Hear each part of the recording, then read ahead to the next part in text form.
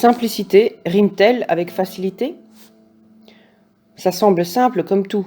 Simple, oui. Facile, non. Je dois un jour faire des choses qui me font vraiment peur. N'oublie pas que c'est dans l'action que la guérison véritable a lieu. Je commence par de petites peurs, puis je passe à de plus grosses.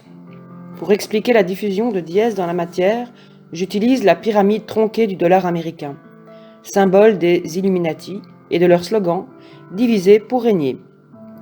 Il illustre bien la séparation entre l'esprit créateur et la matière créée. Chaque peur guérie crée un pont entre la matière, pyramide tronquée du bas, et l'esprit, triangle du haut. Ces ponts permettent le passage de l'esprit dans la matière. Ainsi se fait la spiritualisation de la matière. C'est dans l'action que je me transforme. J'arrête d'avoir peur et je commence à dire et agir en dièse. Je reste centré dans le moment présent. Je me libère de mon passé. Je jette mes vieilles photos. Je vends et je donne les choses qui ne me servent plus.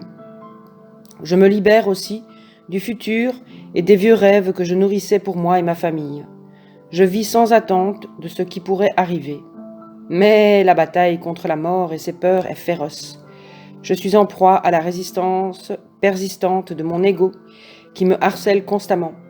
Doute, hésitation, confusion, anxiété, découragement, déception, colère, révolte, impatience, ennui.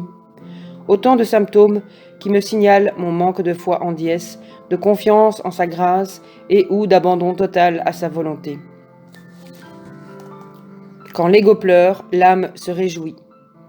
On peut aussi appeler le mur de mort une trame, un revêtement ressemblant à du caoutchouc qui rebondit en place aussitôt que je relâche mon attention et mon aspiration vers la transformation. Criblée de trous, cette trame devient poreuse.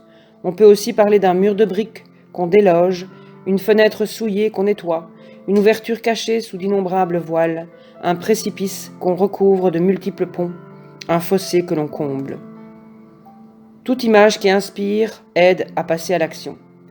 Nous utilisons souvent l'analogie de la porte qu'on ouvre au moyen d'une clé magique appelée « Je me souviens », que nous détenons toutes dans notre cachette intérieure, mais que nous avons oubliée.